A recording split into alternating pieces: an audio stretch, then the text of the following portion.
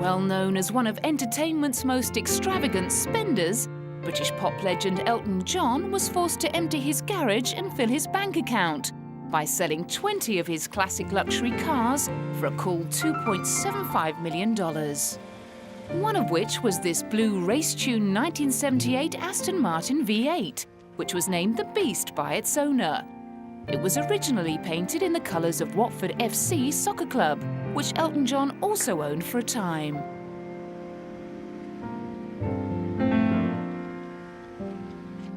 This 1956 S1 Continental Fastback was one of 6 post-war Continental Bentleys being auctioned. Christie's consultant, Kerry Wallace, says that the cars show a side to Elton John normally hidden. It's really the history of the ownership of the cars. I mean, the fact that Elton John has had some of them for close to 30 years.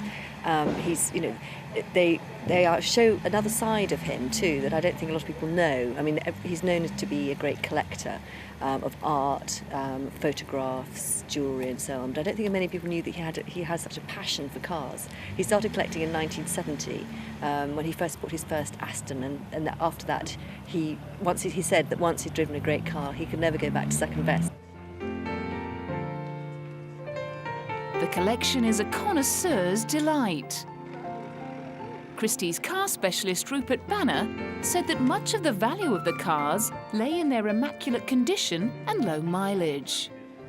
It's a well-rounded collection. The majority of the cars are British sports cars. There are also 3 Italian cars in there, the Ferraris. But all of the cars have been well maintained throughout their life. Many of them Sir Elton John bought as new, and consequently the mileages on them in general are very small. The 1993 blue Jaguar XJ220, which had only been driven 852 miles since new, ended up fetching nearly $330,000 US.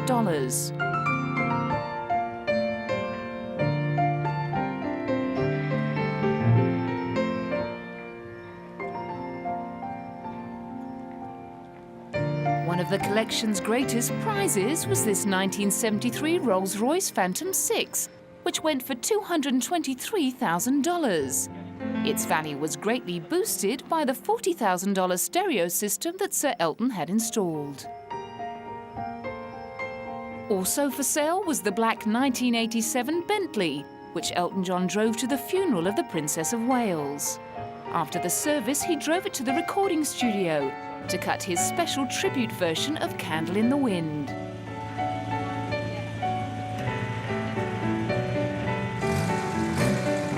The sale of the precious collection was thrust upon the flamboyant singer as a result of losing a multi-million-dollar court battle against his former manager. During the court case, it emerged that his extravagances had cost him almost $55 million in less than 2 years, with almost $400,000 of that going on flowers to spruce up his homes in London, Venice, Windsor and Nice in France. Coming up next, Christian Dior.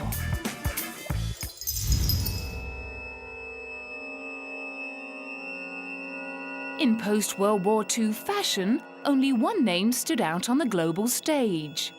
Hailed as the most influential fashion designer of the late 1940s and 50s, he dominated the catwalk with his voluptuous new look and defined a new business model in the couture industry, establishing a global brand across a wide range of products. Christian Dior was born in a lively seaside town in Normandy in 1905, the son of a wealthy fertilizer manufacturer. But he had to wait until the 1940s to enjoy the sweet smell of his own success.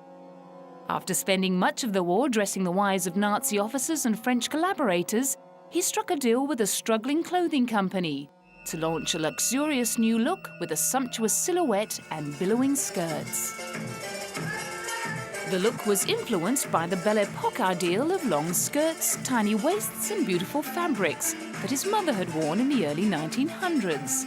His couture house was inundated, with orders from celebrities such as actress Rita Hayworth and prima ballerina Margot Fonteyn. Dior had put Paris back on the fashion map. One of Dior's biggest fans, Christian Lacroix, remembers his idol was so famous in France at the time that it seemed he wasn't a man but an institution. And the excitement he generated with his collections of luxurious clothes with soft shoulders, waspy waists and full flowing skirts was compounded by his incredible commercial instincts. When a US hosiery company made an offer for the rights to manufacture Dior stockings, he proposed waiving the fee in favour of a percentage of the product's sales, thereby introducing the royalty payment system to fashion. Throughout the 1950s, Christian Dior remained the biggest and best-run haute couture house in Paris. And when the designer died in 1957, French newspaper Le Monde remembered him as a man who was identified with good taste, the art of living, and refined culture that epitomizes Paris to the outside world. His mantle was taken up by young protégé Yves Saint Laurent, who remained faithful to Dior's meticulousness, perfect proportions, and exquisite fabrics, while making the design softer, lighter, and easier to wear. He was replaced in 1960 with Marc Bowen, who imbued the collections with a much more conservative style, designing many famously elegant ball gowns and evening dresses in exotic fabrics. He became a favourite with fashion icon and First Lady Jackie Kennedy, and introduced the first sporting lines to the Dior wardrobe. In 1996, the responsibility of styling the Dior empire went to the Gibraltar-born British designer John Galliano, whose iconoclastic style has won him a host of famous fans.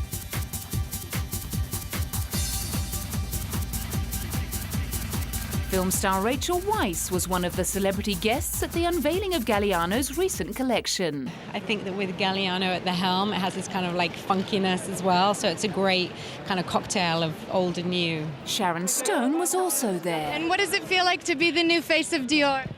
Very exciting. It's very nice. Congratulations. Thank you. As eager to pay tribute to tradition as he is to break the rules, Galliano's collection was inspired by illustrations of Dior's work by famous artists. The thesis of the show laid the basis for an eclectic collection of smart, chic street clothes in flesh-tone fabric overlaid in lace. The opening number featuring slinky silk dresses with a sheath of lace over the bodices.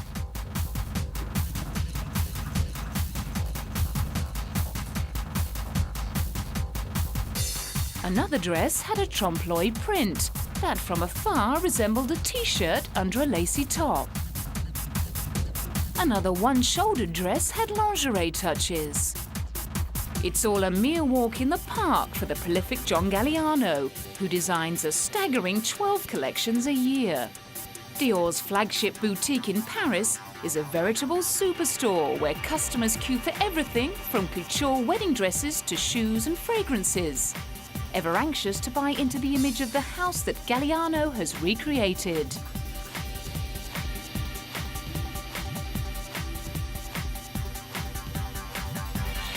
So we're here after the Dior show this evening. What did you think? I thought it was amazing. The music, the models, the costumes, the design, it was amazing.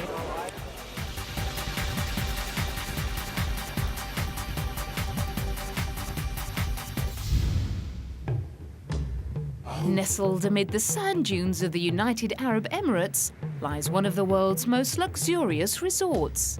But this one practices tourism with a conscience.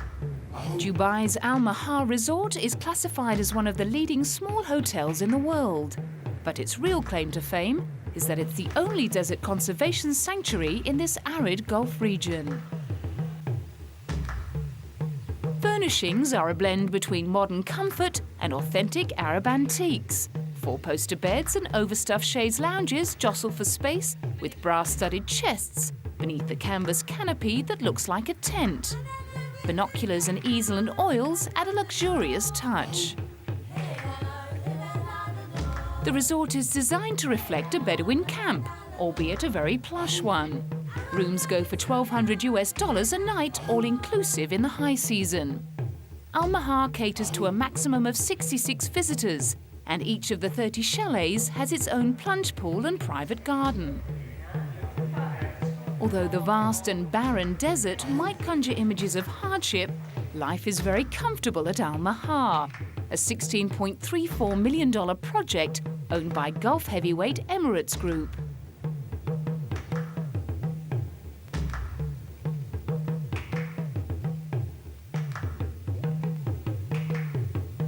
Established in March 2000, Al Mahar is set within a 25 square kilometre reserve that is home to more than 40 species of flora and fauna, including the oryx that is now extinct in the wild. The reserve has introduced some species that were destroyed by the camels that were farmed here.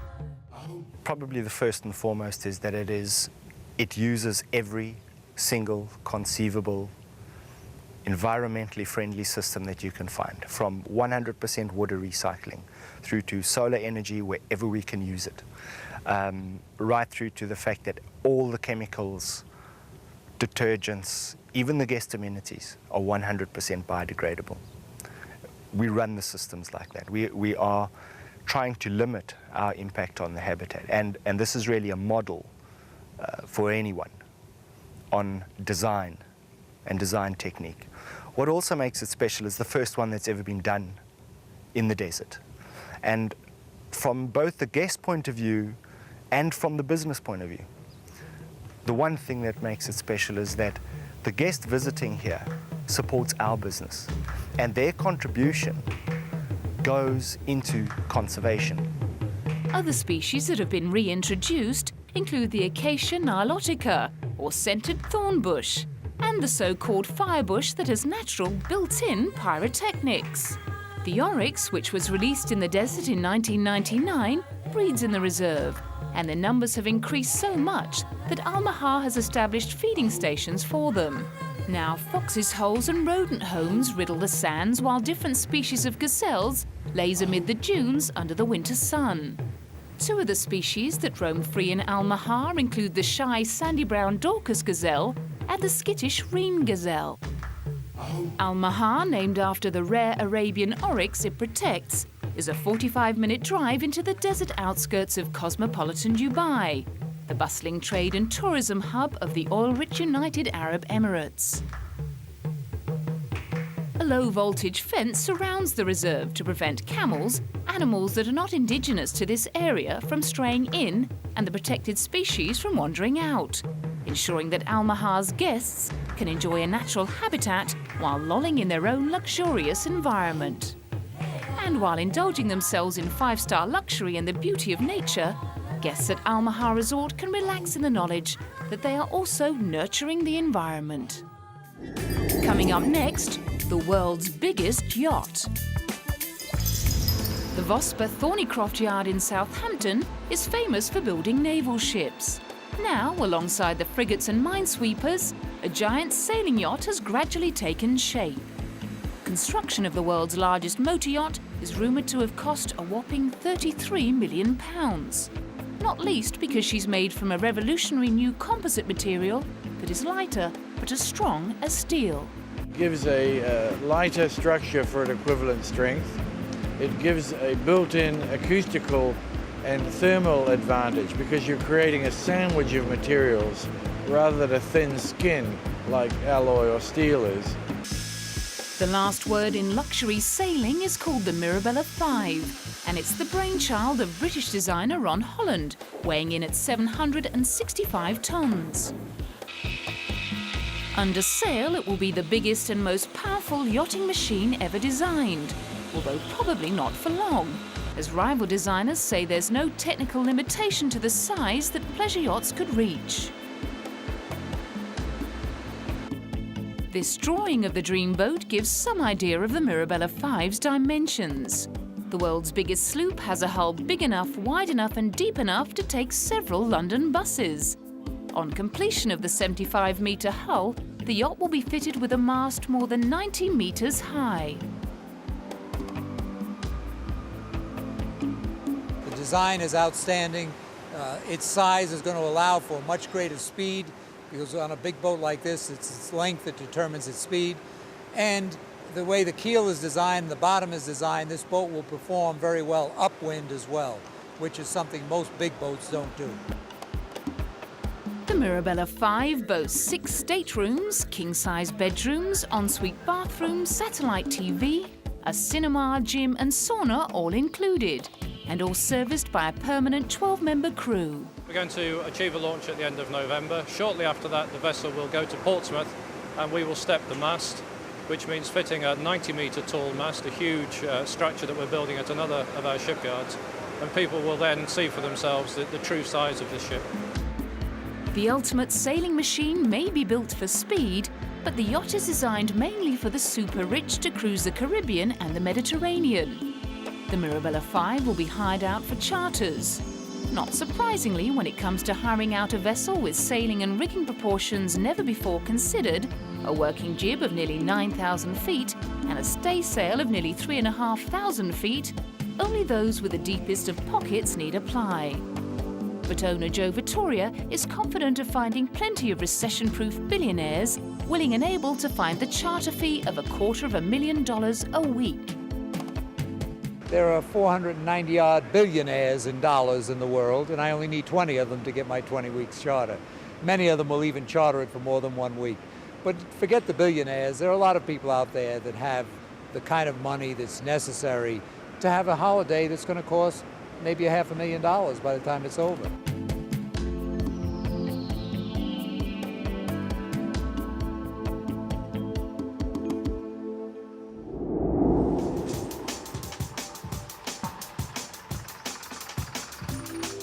If the real thing is a little rich for your blood, how about a 2.75-metre-long replica of the Titanic, made entirely from the finest Belgian chocolate?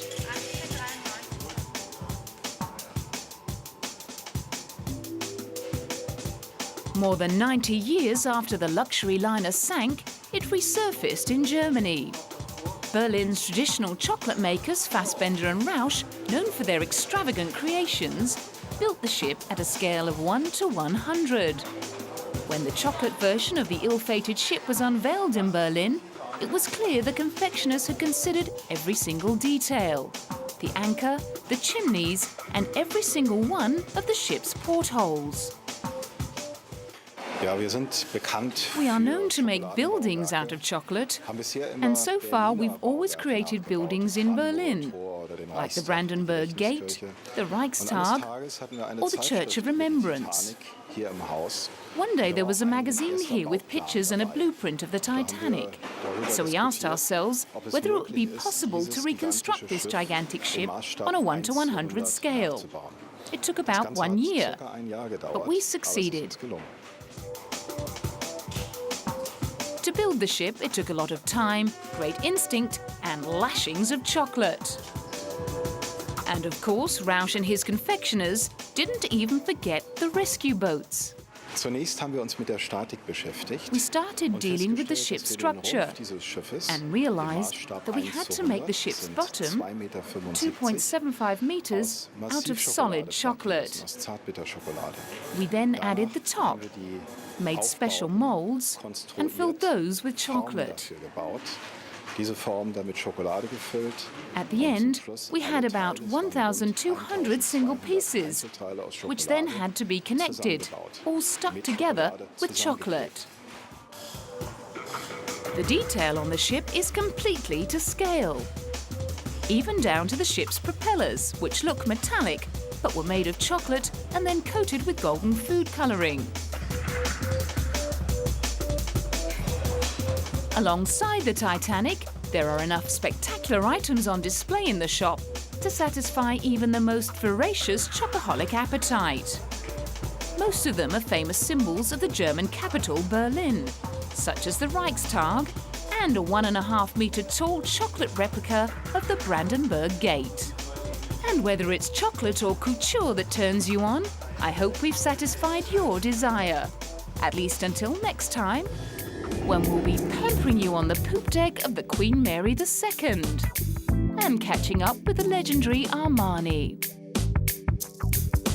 Before a luxury stopover at Rodeo Drive and ending up at London's most decadent hotel.